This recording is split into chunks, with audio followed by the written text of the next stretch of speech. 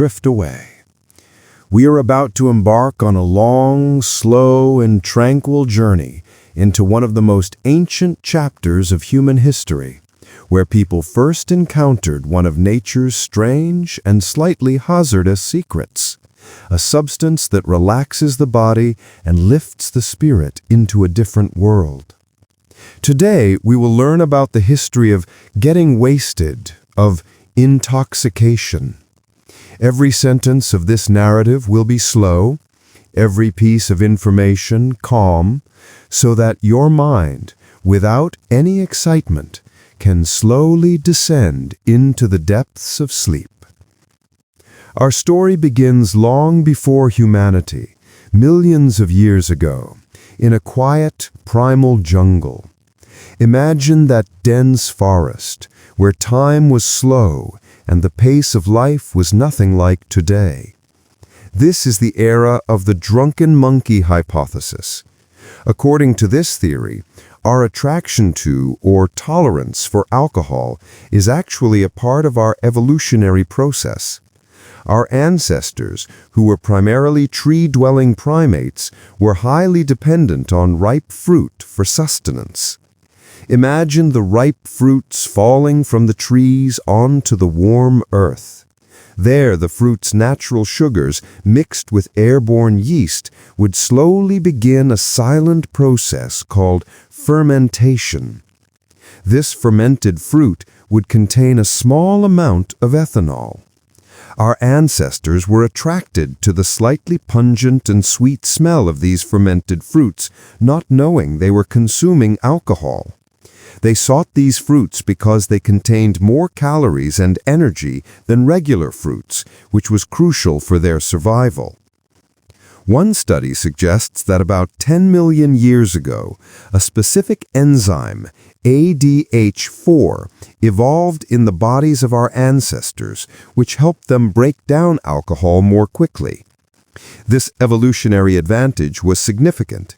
Those who could digest more fermented fruit gained more calories and had a slightly better chance of survival.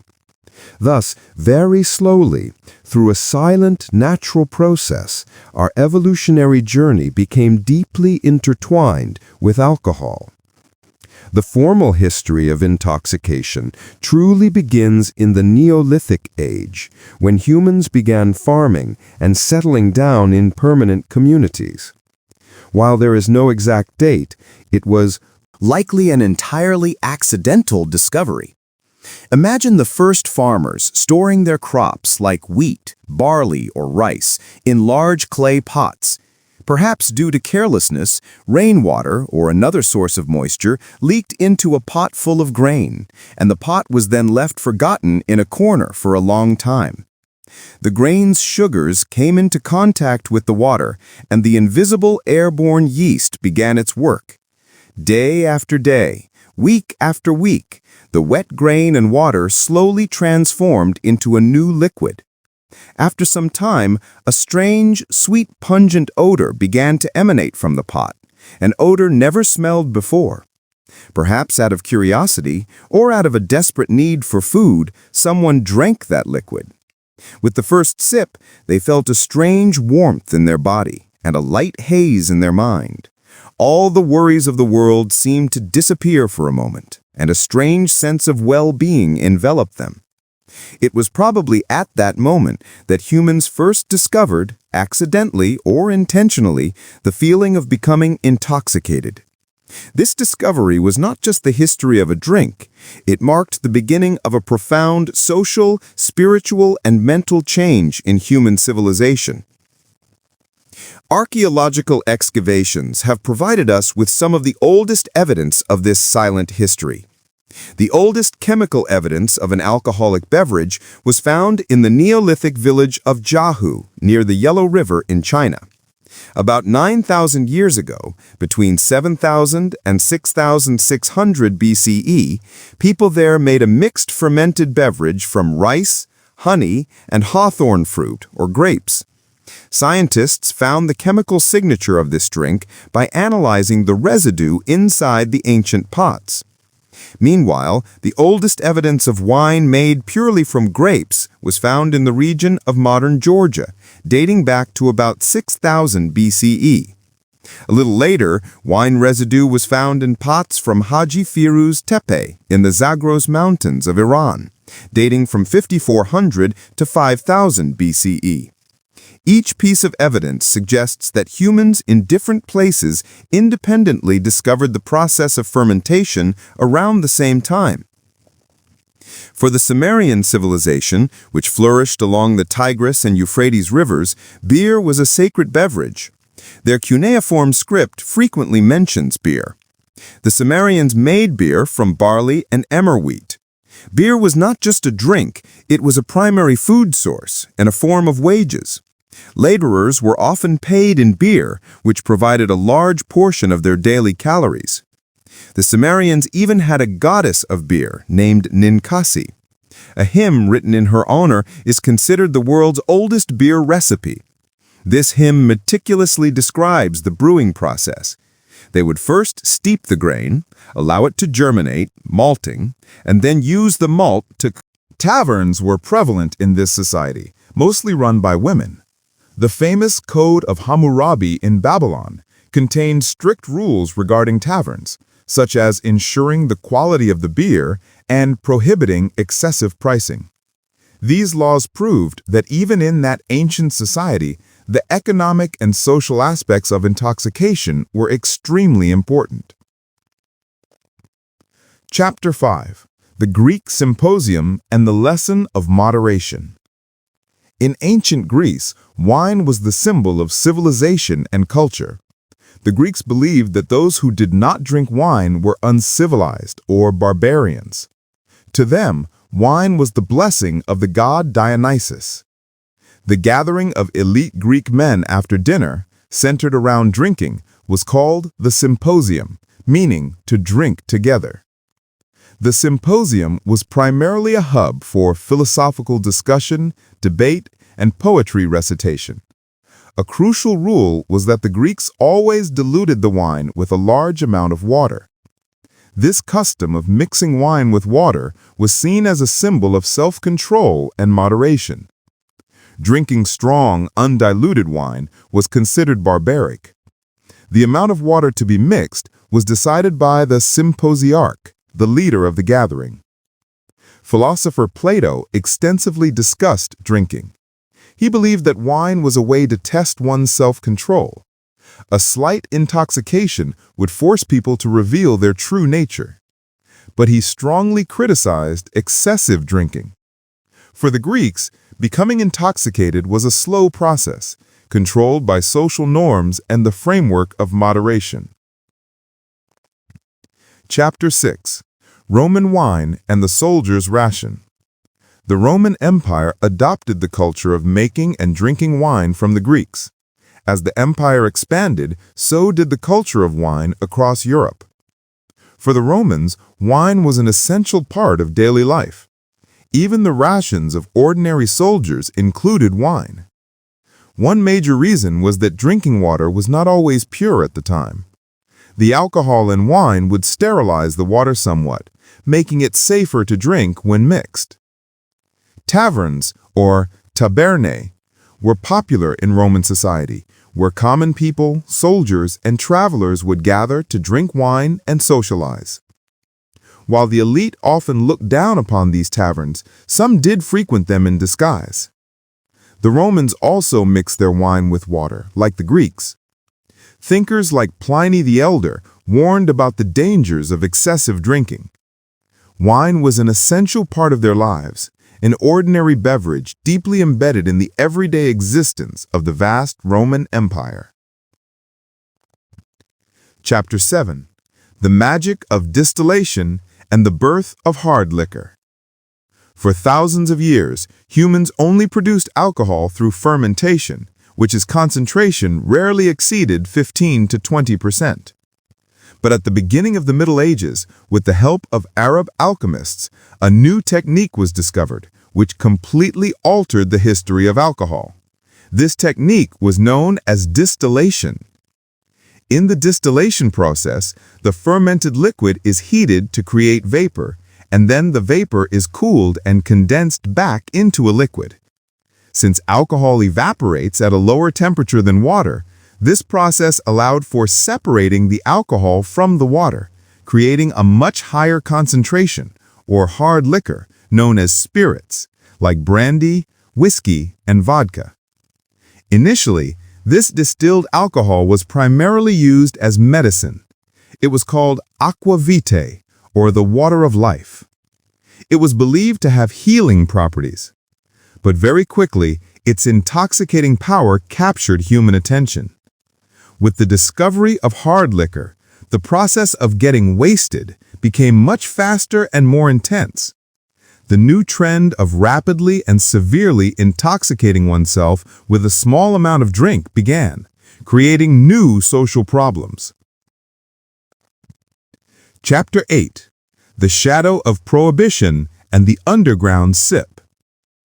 As the temperance movement reached its peak, a dramatic chapter began in several places, especially the United States, known as Prohibition. From 1920 to 1933, the manufacture, sale, and transport of alcohol were completely banned in America. The goal was to reduce crime and health problems caused by drinking. This ban was a massive social experiment. But this strict ban had the opposite effect. Instead of stopping drinking altogether, it drove the alcohol trade underground, controlled by criminal syndicates. The secret production and distribution of alcohol began, known as bootlegging. Because the liquor was made secretly, the quality was often poor, posing serious health risks. This cheap, secretly made alcohol was sold in hidden bars called speakeasies. These speakeasies became a new type of social center where people gathered, avoiding the law, to get intoxicated. In this period, getting wasted became a thrilling, secret endeavor, leading to a unique kind of crime and social decline. Governments began implementing policies and laws to control drinking, such as setting blood alcohol limits for driving and imposing high taxes on alcoholic beverages. Strict rules were also introduced for advertising to ensure alcohol was not presented as overly glamorous. Groups like Alcoholics Anonymous gained popularity, helping people overcome alcohol addiction. In the modern era, getting wasted moved into the center of a major public health debate. Chapter 11: The Diversity of Taste and the Craft Revival. Towards the end of the 20th century, a new trend began in the world of alcohol, known as craft beer and craft spirits. Moving beyond the mass-produced drinks of large commercial companies, small local breweries and distilleries began creating high-quality, new flavored beverages. People were no longer just drinking to get wasted. They became interested in the flavor, aroma, and production process of the drink itself. The popularity of different flavored beers, artisanal vodkas, gins, and whiskeys began to rise. People were attracted to drinks made with different ingredients and specialized methods. This trend elevated the culture of drinking to a new level, where the quality, origin, and uniqueness of the beverage became more important than merely getting wasted. This was, in a sense, a modern return to the ancient Greek symposium, where the enjoyment of the drink's taste was accompanied by a culture of discussion about the beverage. Chapter 12: Drinking and Cultural Rituals. Alcohol was not just a beverage, it became a part of deep religious and social rituals in various human cultures throughout history. In ancient times, alcohol was served during almost every major festival. In ceremonies honoring the Egyptian goddess Hathor, consuming beer was a primary ritual, as people believed they needed to become intoxicated to receive the goddess's blessing. Similarly, in festivals honoring the Greek god Dionysus, free-flowing wine was consumed, a part of a kind of religious frenzy. In these rituals, getting wasted was seen as a temporary means of connecting the earthly world with the divine. Drinking became a silent language of prayer and gratitude, a way to strengthen social bonds and establish group unity. In these cultures, getting wasted was an approved part of a ritual, offering a momentary release from ordinary life's norms. Chapter 14: Alcohol and the History of Medicine.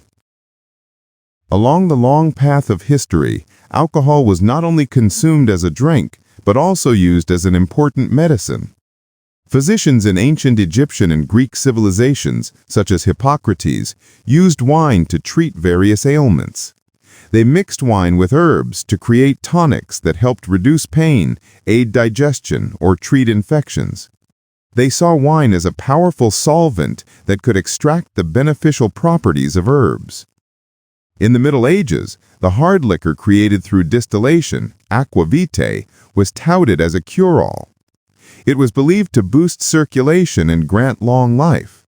Even today, some studies suggest that certain types of alcohol, like red wine, may be beneficial for heart health when consumed in moderation, although excessive use is severely harmful.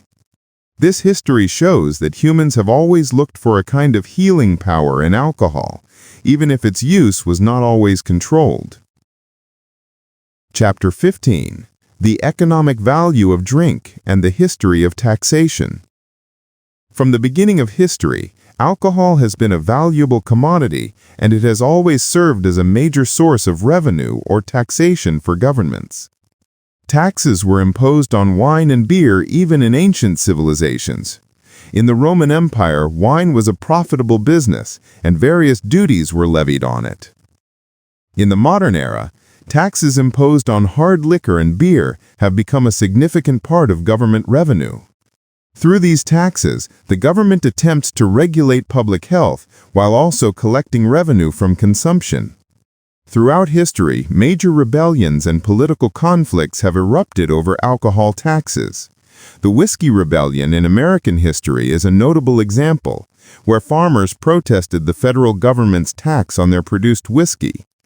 These events quietly prove that alcohol is not just a beverage, it has always been an active part of the global economy. Chapter 16: Climate Change and the Shifting Vineyards. Climate and weather have always significantly influenced alcohol production, particularly winemaking. Grape cultivation requires specific temperatures and rainfall. At various times in history, climate changes have altered the geographical location of vineyards. For example, during a warm period in the Middle Ages, grapes could be successfully grown in England, but that cultivation ceased when temperatures later dropped. In recent years, global warming is again changing where grapes are grown. Traditional wine regions are facing excessive heat, which affects the quality of the grapes. Conversely, cooler regions, such as parts of England, are becoming suitable for producing wine, especially sparkling wine. These changes quietly remind us that the process of making and enjoying alcohol throughout human history is also controlled by the forces of nature. Chapter 17: Drinking and Sports Culture. Alcoholic beverages have a long and close relationship with sports culture. In ancient Greece, wine was served to honor the winners after major sporting events like the Olympics. It was a means of celebrating victory and honoring valor. This tradition continues in the modern sports world. Fans gather to drink when watching a game or celebrating their favorite team's win. The sale of beer and other drinks in stadiums is a huge business. Alcohol often encourages the social aspect of sports, where fans gather to share their emotions. However, there is a negative side as well, with intoxication sometimes leading to disturbances. Nevertheless, beverages remain an essential part of sports celebration and socialization, a timeless way to either calm or exhilarate the mind after a game. Chapter 18: Alcohol's Role in Architecture and Furniture. Alcohol was not just a drink. It influenced home furnishings and architecture. The ancient Greek crater, a large vessel used to mix wine with water, was a work of art. Roman wine cellars were examples of specialized architecture designed to store wine at the correct temperature. Later, special drinking rooms or bar areas were designed in the homes of royalty and the wealthy. The glass goblets, crystal decanters, and silver vessels used for serving drinks were symbols of high-quality craftsmanship. Taverns in medieval Europe established a specific style of furniture and architecture suitable for social interaction. Even the presence of a bar corner or wine rack in modern kitchens and lounges quietly reflects the continuation of that ancient history. These furnishings and designs silently reflect the social importance of drinking alcohol. Chapter 19. Alcohol's Role in the History of Cooking. Alcohol is not just for drinking. It has been a crucial part of the culinary arts since the dawn of human history. Ancient Greeks and Romans used wine in their food because it enhanced the flavor and helped tenderize meat. In the Middle Ages, beer and wine were used in soups and stews. In modern cooking, hard liquor, wine, and beer are used in various ways. Their use in wine sauces or flambeing meats is common. Even though the alcohol evaporates during cooking, its aroma and flavor remain in the food, making it more delicious. This was a kind of discovery that alcohol has a use beyond intoxication to enrich ordinary food. Chapter 20. Social Hubs and the Quiet History of Advertising. Taverns and pubs throughout history have been vital social centers, not just places to drink, but hubs for social interaction, news exchange, and political discussion. The Roman tabernae were meeting points for travelers, soldiers, and citizens. Before the advent of coffee shops and modern clubs, these were the primary public places for discourse. In this setting, getting wasted often gained social approval, as it relaxed the mind and helped people socialize. In the modern era, as alcohol became a massive commercial product, the history of its advertising has been long and compelling. Through print, radio, and television, alcohol companies promoted their products as symbols of joy, freedom, success, and class. These advertisements often faced strict government regulations and ethical debates. This history of advertising quietly reflects the societal values and the attempts to influence the desire for alcohol consumption. Conclusion. The final, deep silence. Our entire calm, slow, and information-filled journey has now come to a close.